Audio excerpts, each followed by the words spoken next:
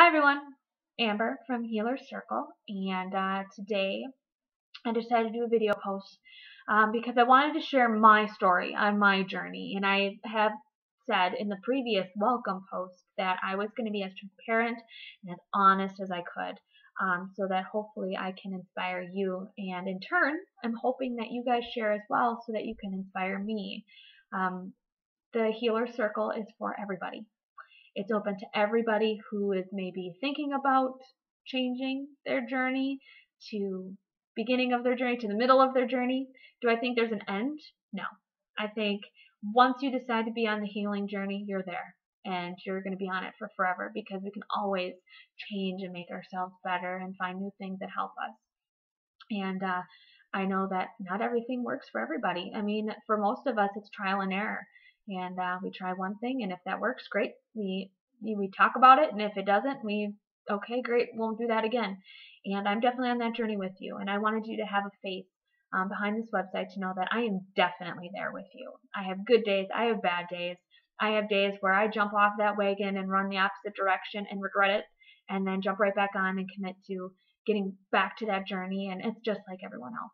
I don't know everything. I don't think I know everything, and I'm hoping that I get inspired by you guys as well. So I did a Facebook post about this. We're on Facebook called Healer Circle, and you can find us at facebook.com/Healer Circle. And I said my next post is going to be about the importance of hitting rock bottom. And I had asked the question, do you think it's important for people to hit rock bottom to kind of start that journey? Is it true for you? And I can tell you that it is true for me. I am definitely one of those people.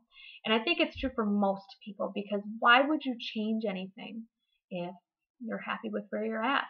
I very rarely meet people who have a perfect life that then decide to go even more onto a healing journey. Generally, it's a life-altering event, hitting rock bottom, something big happening in their life that changes them and tells them that, hey, I'm at a fork in the road. I can either continue on this road that's going to lead to a cliff, and I can jump off that cliff, and that's going to be the end of it, or I can take this fork in the road that might not be the easiest walk, but it's going to lead me to a place where I'm healthy and happy, and I'm healthy emotionally and physically and spiritually and mentally, and in all the ways that I need to be, and live this path of enlightenment.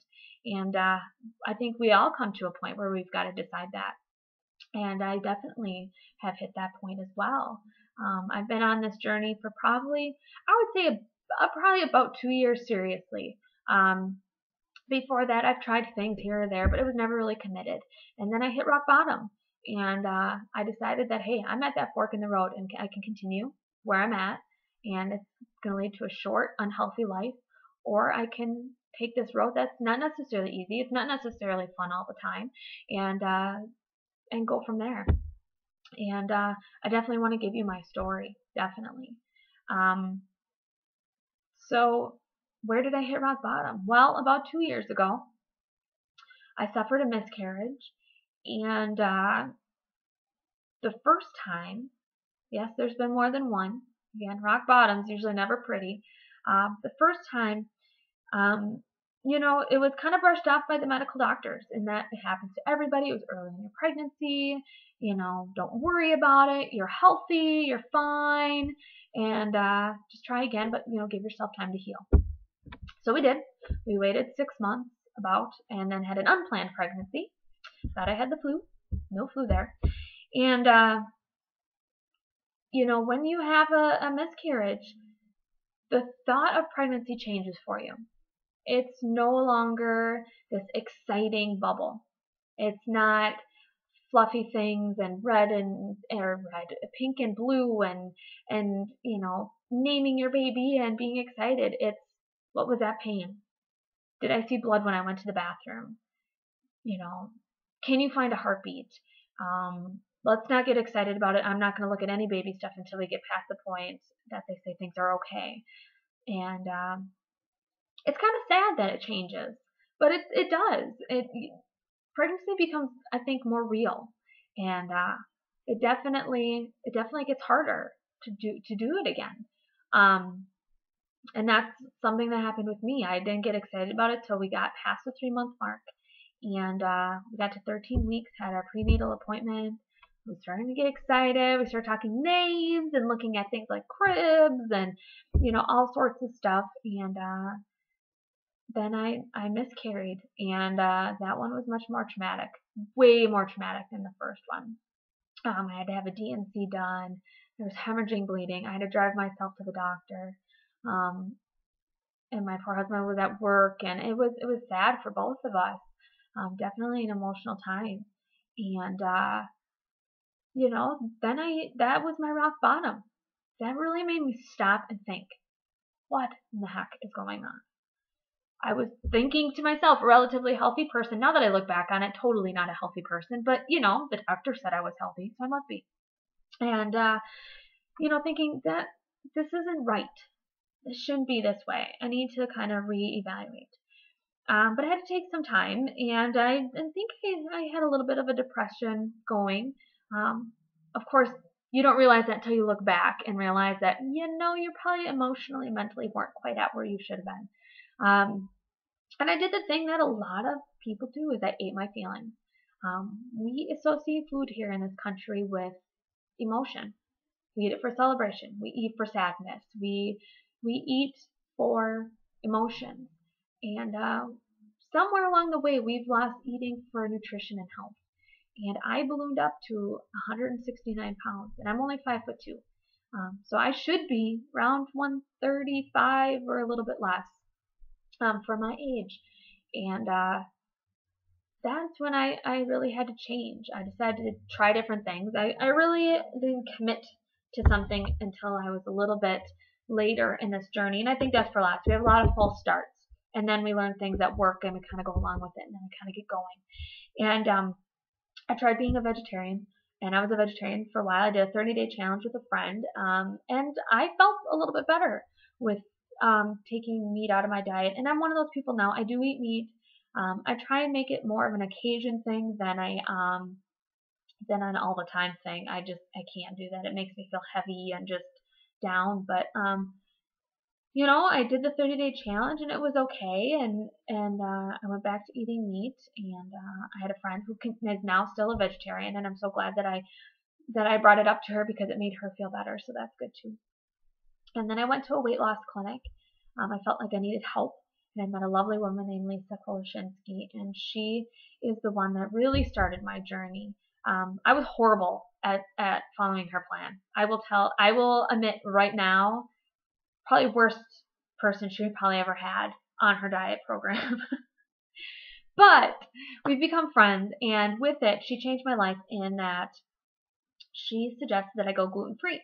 And not for diet reasons, but for, health reasons, in that she saw a lot of the same things in me that had affected her. And she said, you can try and get the testing done, but you could just eliminate it from your diet and see how you feel. And before that point, I was in pain every single day. I had cramping in the intestines. I had stomach aches all the time.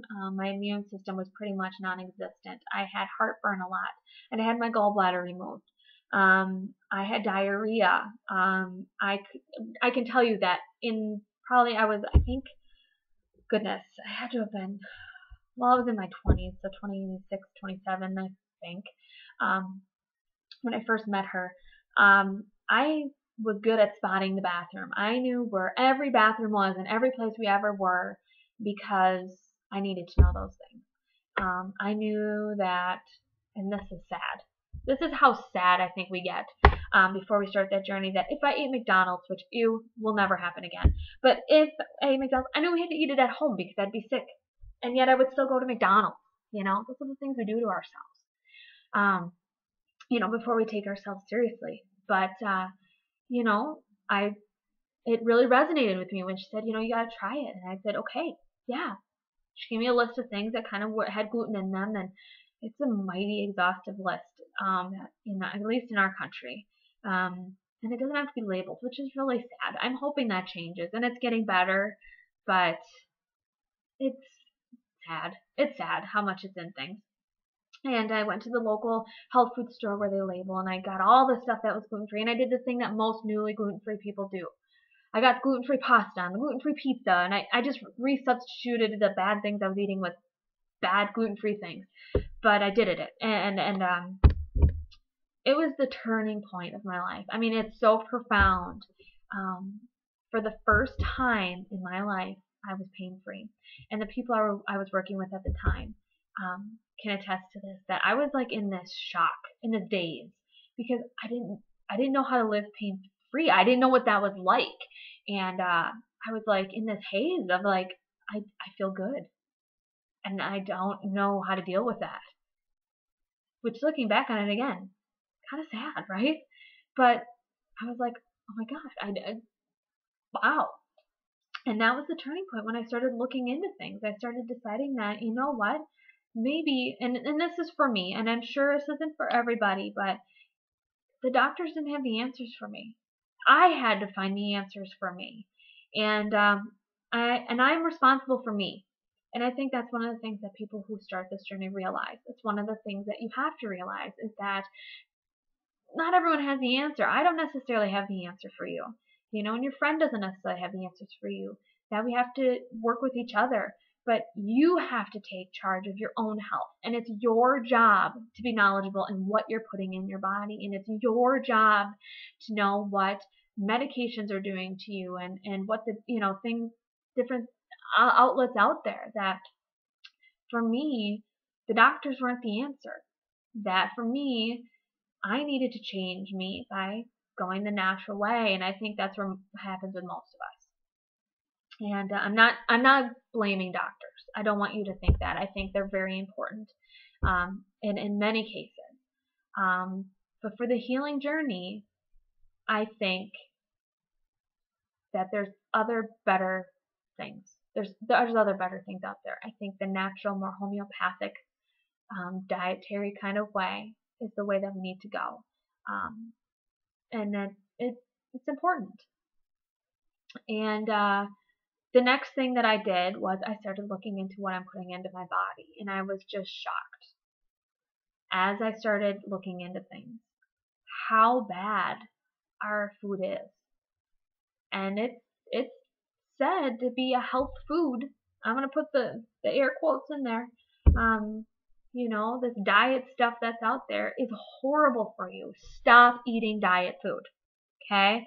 The stuff that says fat-free, low-fat, chips, diet chips. If you look at the ingredients, and in the first 5 ingredients, you don't know what the thing is, it's some long chemical name, it's not real food. It's not for you.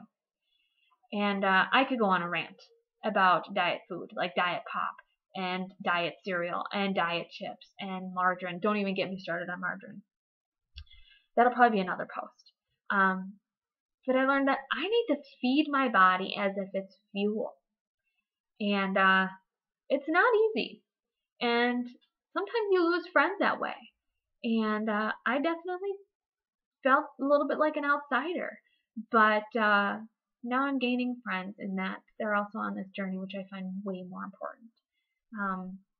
And better friendships in that. And I found for me, in my journey, I need to eat a high raw food diet.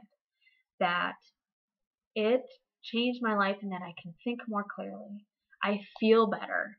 I feel lighter. And I'm not talking actual weight, but I feel lighter. I feel more connected. I also, you know, need to do the homeopathic thing. I found that works well for me too. I moved to doing a lot of essential oils and a lot of herbal medicine, and that's helped our family as well. And I'm still on this journey. I right now eat about 50% raw and then 50% cooked. I do eat meat. I try and limit it. In the summer, I eat much higher raw and much less meat. And I think that's with a lot of people when the sun's out and we don't feel this need to hibernate. And I'm in Minnesota, so it's cold and it's dreary, and I think we eat heavier foods because of that, and that need for comfort or something. I'm sure something psychological is going on. But I'm going to open this up to you. If you want to share your story, with the site so that other people can see it. You can make a video. You can write it out. I ask that you be honest and transparent if you do feel like sharing. I think that your story is just as important as mine, and that can resonate with somebody else and maybe make them want to start this journey as well. Email it to me at ki_wellness@yahoo.com or keywellness@yahoo.com, and I will post it. I think it's important that we share, and I think it's important that we're honest with each other.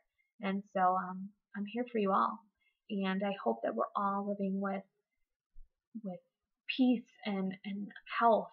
And if you have questions, if you have comments, if you have things that worked for you or didn't work for you, or you want to know more, comment or go to our Facebook page and share. I want you to share this site with others. I ask that you share this site with others who you think maybe are going to start the journey or are on the journey with you, or if you feel like could be influenced by this. And share our Facebook page too. I'm hoping that this community grows so that we can work with each other and really learn from each other and learn different things and share different recipes and build this community where we can support each other. And I think it's really important. And I was going to do this more privately with people who live near me, and I decided that we should be able to do this no matter what location. I don't care if you're in this country or in another country. I think that we can be a strong community crossing the globe, and I think it's important. So that's the post for today. I think I have nothing else to say. There'll be more posts, and I probably won't make every post a video post. And I'm not sure what the next post is going to be. I kind of just wait for it to come to me. But this post is about hitting the importance of rock bottom. Do you think it's important to hit rock bottom? Is that what happened to you? Is it not what happened to you? Share.